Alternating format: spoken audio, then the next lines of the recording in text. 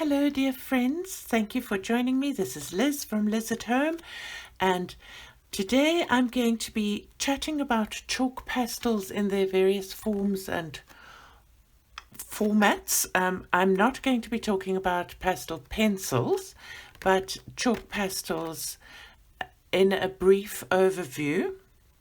I've been asked to do this by a few new colorists that aren't quite sure what to do with them, and they've seen them being used, so I thought I'd do a quick video about that. Before I carry on, may I please ask, if you haven't already done so, and if you'd like to find out things about colouring and to follow my art journey and some chats where I try to give you some inspirational conversation, then please think about subscribing and pressing the like button and possibly hitting that little notification bell so that you can be told when new videos come into my channel.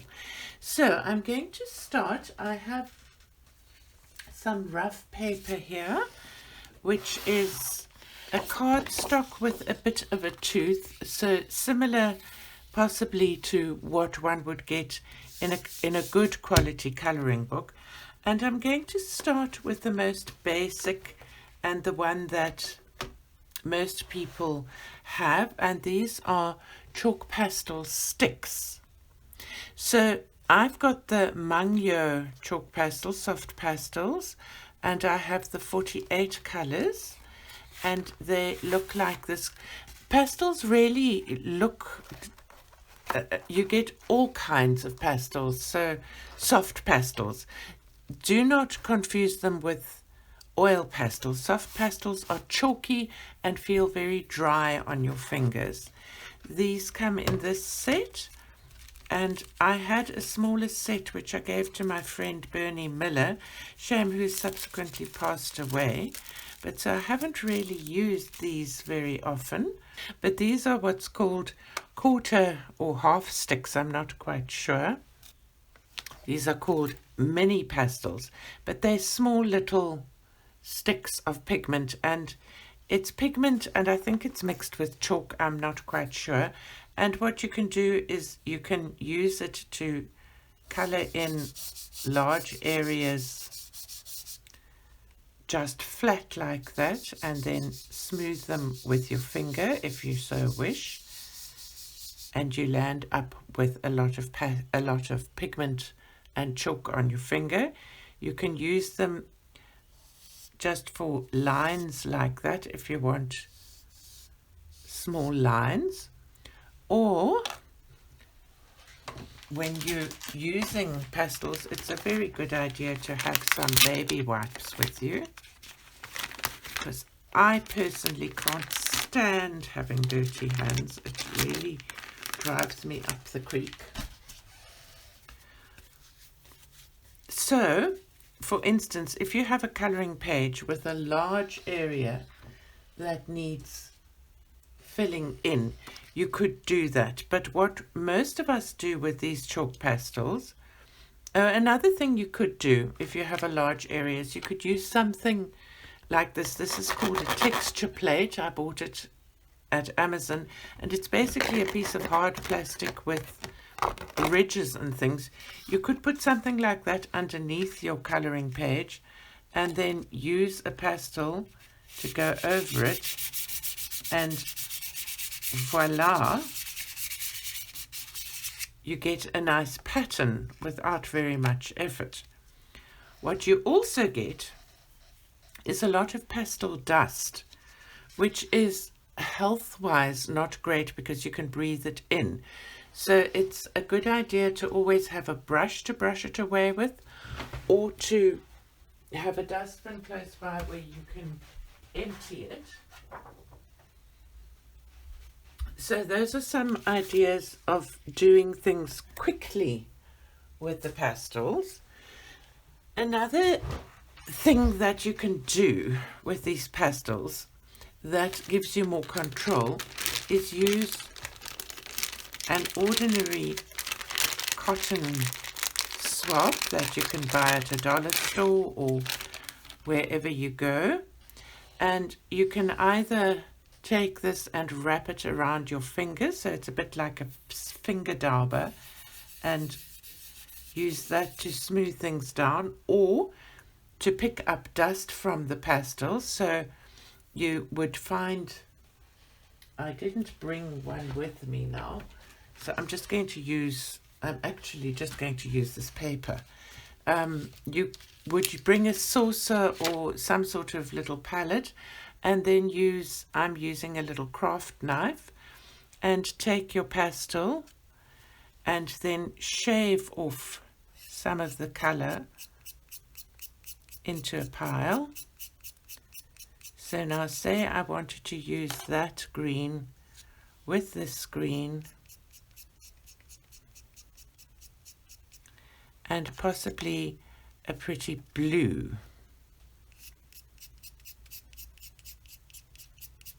Then you shave some of that off, clean off your craft knife. Mine is broken, so I have to be careful. Put the lid on so that you don't cut yourself, and then you can take your cotton swab and dab it in the pastel dust and rub it onto your coloring page, and as you add layers so it gets darker, and then if I want to add a new color, I also sometimes just fold this and then use that corner and blend that in there, and fold it again for the new color and blend it in there. So you can do that to color areas lightly with more control, and if you need to get into small areas, you can use a cotton bud and dip it in the dust and go into areas that you want to cover. You can also shave the pastel onto the page that you're using, and that will give you a darker color as you just bring that in. And then I'm going to mix all of these in just because. Then another thing you can do with the pastel dust is, you've seen pictures in coloring books, like for instance where I did them. This is the closest I've got with these sort of clouds, is you can cut out a shape on a piece of cardboard, or you can use, I've got this thing that I got from Amazon ages ago, and you can put it down, and then I would use blue for that, so I'm going to shave some more blue down.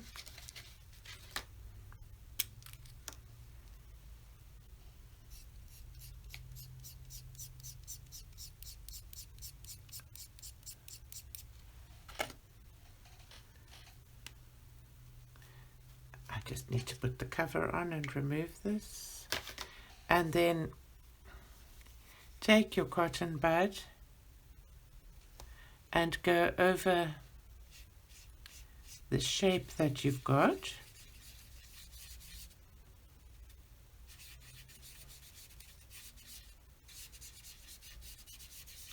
Lighten it up a bit there, and then come down, brush away the dust, so because it's very smudgy.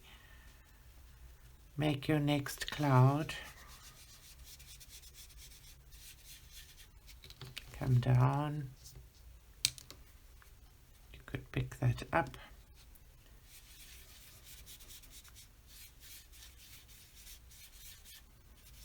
And you can make nice shapes of clouds like that very easily. So another way to use the dust is by, you can use, so you've got the cotton swab or the cotton bud, you can use these little bubble things that you buy. I've got quite a few different sizes. I don't know, I bought them at a craft store. Not even quite sure, they're called white pom-poms. And so I'm just here going to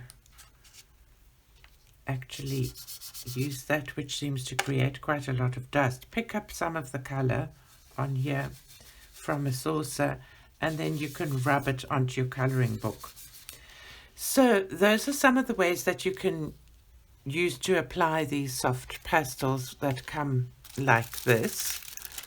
Now I'm going to put these away and show you some other forms of soft pastel that you can buy. Just want to avoid the same problem that happened before. And these are called Pebble Pastels, and they're the same chalk things, but they're put into little pans. These particular ones are pearlescent, and they come with a nice applicator which you can use for various things, and then these little pom-poms. So you pop a little pom-pom into the applicator. It's a sort of a crocodile clip thing. You rub it along into the pastel and you fill an area in. So I'm going to show you that in a coloring book. Actually, you can also use things like this as an undercoat's the wrong word, but as an underpainting, and then fill details on top with pencil, although you do need to use a fixative, a workable fixative. So I'm going to go over these green cacti here with this, and then later on at the end of the month, when I show you what I've colored this month, you'll be able to see how I finished this off by doing detailing of these in pencil. The soft pastel is very easy to erase, so if you go a bit over the lines, it's not the end of the world, but it fills in that white space and allows you to complete your pencil coloring ever so much more quickly. So as you can see here in the coloring book, I'm just going over that, and then later on I will clean this up. Just want to remove the dust. Well, let me show you quickly here. Here's a very teeny tiny eraser. How easy it is to erase the pastel from where you don't want it. So I went out of the lines in those places. And even without fixative, I'm going to just put that back. I'll show you quickly. I've got some pencils here. Oh, where are my greens? There are some nice colors. I haven't planned anything here, but if one takes pencil and goes over it, it works very nicely. And without trying too hard and without spending too much time, you can get your pictures finished more quickly. So I don't want to mess this image up, so I'm not going to do too much of it. But you see the detailing with the pencil, and then when you've finished you can use workable fixative. Just a little bit of this over there. These two colors don't go very well, so I need to spend more time on that. But that's another idea to do with these soft pastels. And I particularly like using these particular chalk pastels for that, or the next thing that I'm going to show you, which is the most expensive pastel purchase that you can make. I'm drowning in pastel dust here, which is not very good. and that is pan pastels. I've brought a few out here. These are very pricey. They're an artist's supply that artists do all sorts of pictures with them and everything, and they come, you buy them with all sorts of tools.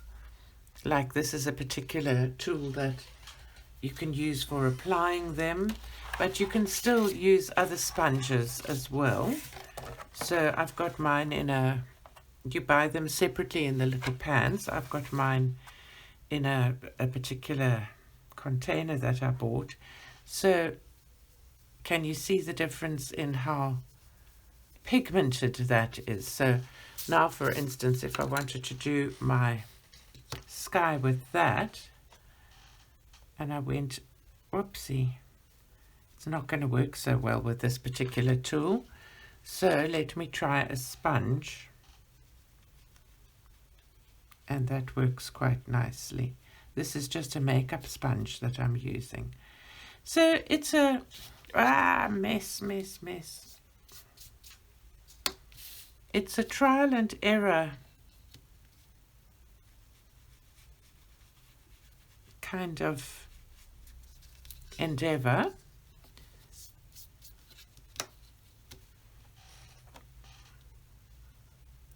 But they are fun things to have. So if you happen to have found that you've got some chalk pastels in your stash, I would really suggest using them for undercoats or backgrounds like clouds. Before I go, I want to just invite you all to keep a watch because I've got a collaboration coming up, an exciting collaboration coming up with another YouTuber who has a wonderful coloring YouTube channel, and I'm very excited to share it with you. So I don't want to give too much away, but it will be later this week, and it will be a 3-part series, one day after the other, that I really hope you guys are going to enjoy. So keep tuned, and I'll see you in the next video. Thank you for watching. Bye-bye now.